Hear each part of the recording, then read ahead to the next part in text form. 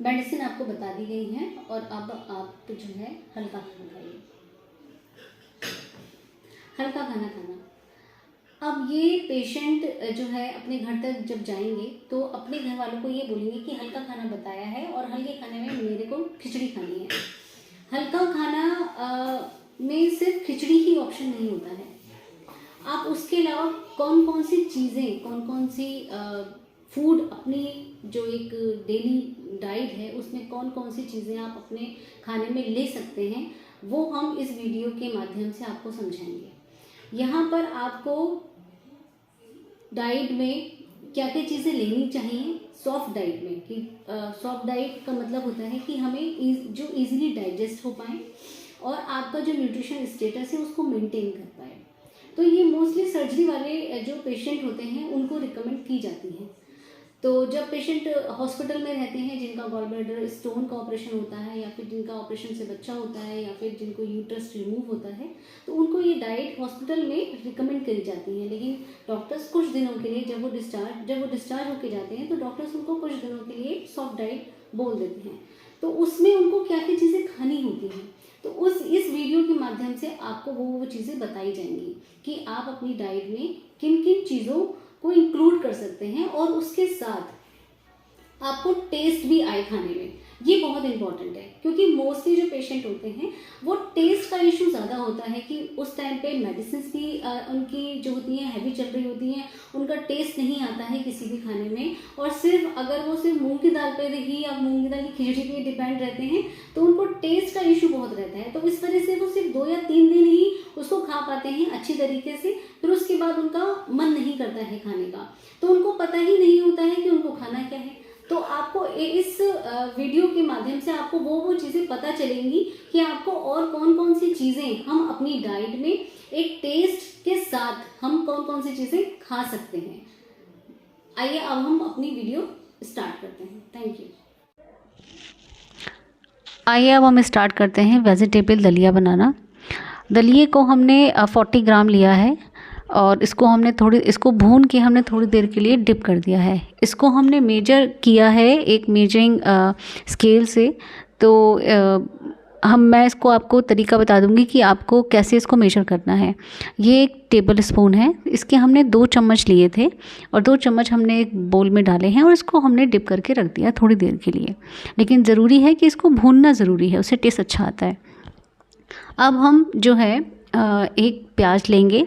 प्याज एक छोटी प्याज का यूज़ कर रहे हैं हम, और इसको बारीक बारीक हम इसके टुकड़े कर लेंगे। आप चॉपर से भी कर सकते हैं। और ये गाजर है जो हमने 40 ग्राम के करीब ली है। और ये टमाटर जो है अच्छी तरह से आप पीस लीजिएगा, ये प्यूरी बना लीजिएगा। ये हल्दी है, ये कच्ची हल्दी हम लोग यूज़ कर रहे हैं, तो हमने इसे अच्छी तरीके से कूट के इसे थोड़ी देर के लिए पानी में डिप करके रख दिया है। इससे कलर बहुत अच्छा आता है, जो नॉर्मल होती है उससे थोड़ा सा डल आता है, बट ये अच्छी रहती है हेल्थ के लिए। ये मेजरिंग कप है जो सभी को अपने घर में यूज़ करना चाहिए। नमक है, ये पिसा हुआ ज़ीरा है। अब हम स्टार्ट करते हैं कि इसको हमने बनाना कैसे है। इसके लिए सबसे पहले हम लेंगे देसी घी। हमें सिर्फ देसी घी का ही यूज़ करना है, किसी और तेल का यूज़ नहीं करना है। तो हम अब अपना कुकर रखेंगे, इसको थोड़ा सा स्लो कर देंगे हम अपनी आंच को। और अब हम जो है अपने थोड़ी देर इसको गर्म होने देंगे ताकि, और देसी घी का बेनिफिट ये रहता है कि हमें अपनी जो डाइट में सभी लोगों को अपना देसी घी का यूज़ करना चाहिए। रिफाइंड ऑयल का यूज़ ना करें तो ज़्यादा बेहतर है। और अपनी जो सब्जियां छौंकते हैं वो हम सरसों के तेल में छौंकें। और जैसे कि हमें दलिया बनाना है या मूंग की दाल का चीला बनाना है या फिर हमें अपना सैंडविच बनाने हैं तो उसमें आप देसी घी का यूज़ कर सकते हैं।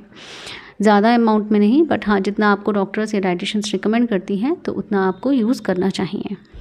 थोड़ा सा कुकर अब जो है वो थोड़ा सा गर्म हो गया है। अब हम इसमें डालेंगे 2 चम्मच के करीब देसी घी। ये छोटा चम्मच है तो हम इसमें 2 चम्मच हम यूज़ कर सकते हैं।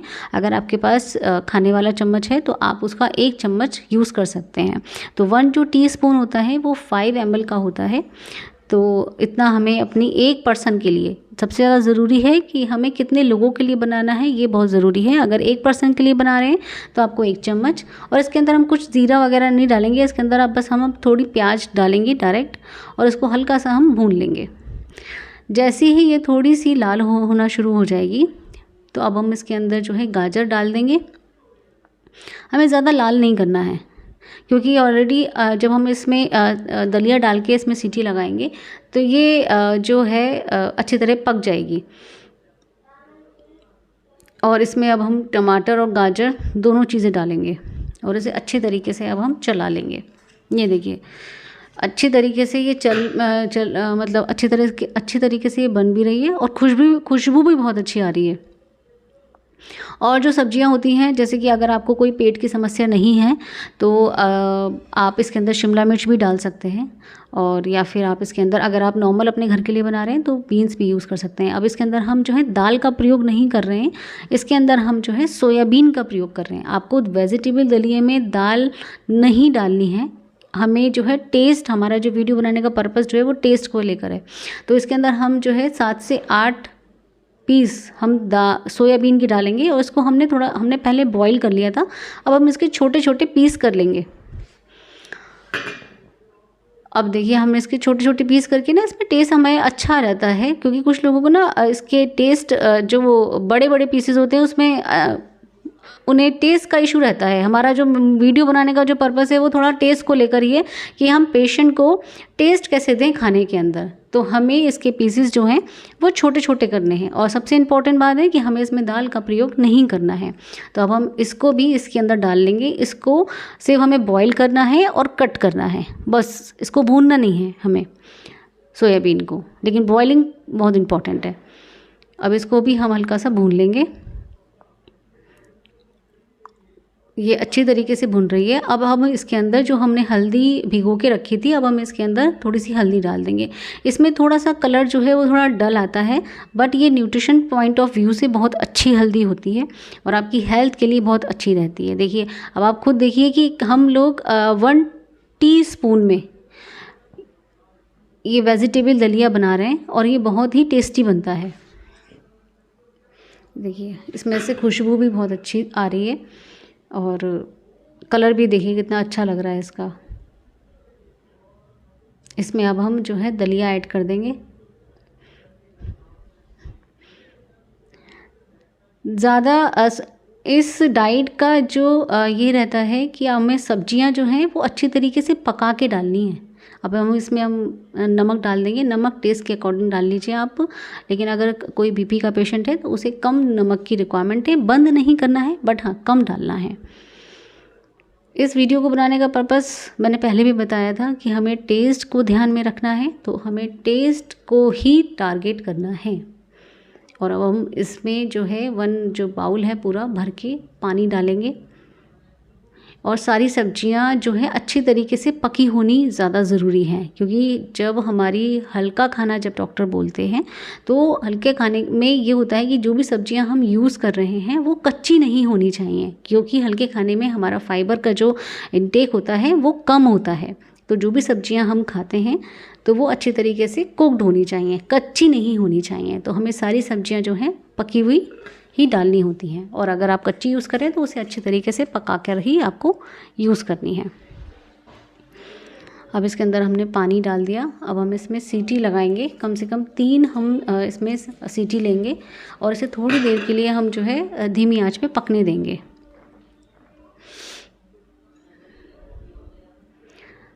अब हमने इसमें सीटी लगा दी है, ढक्कन लगा दिया है।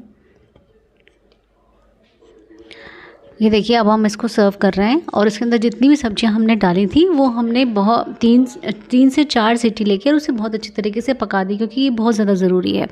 अब हम इसके अंदर एक मैजिक इंग्रेडिएंट डालेंगे जो है कस्तूरी मेथी। इसको हम थोड़ा सा तवे पे भून लेंगे और इसके बाद चुटकी भर हमें डालनी है। और अब इसके बाद हम डालेंगे इसमें ज़ीरा पाउडर। ये भी हम बिल्कुल चुटकी भर ही डालेंगे। ये सबसे एंड में पड़ेगा, ताकि जो हमारा मेन जो पर्पस है वीडियो बनाने का वो टेस्ट को लेकर है, और इससे बहुत अच्छा टेस्ट आता है खाने में। हमें पहले कुछ भी ज़ीरा पाउडर नहीं डालना है। अब हम इसको चाहे दही के साथ खाएं, चाहे हम इसे ग्रीन चटनी के साथ खाएं, उसके लिए मैंने आपको बता दिया है कि ग्रीन चटनी आपको कब और कैसे यूज़ करनी है। तो आप इसे आराम से रात में भी खा सकते हैं और आप एक ब्रेकफास्ट में भी खा सकते हैं।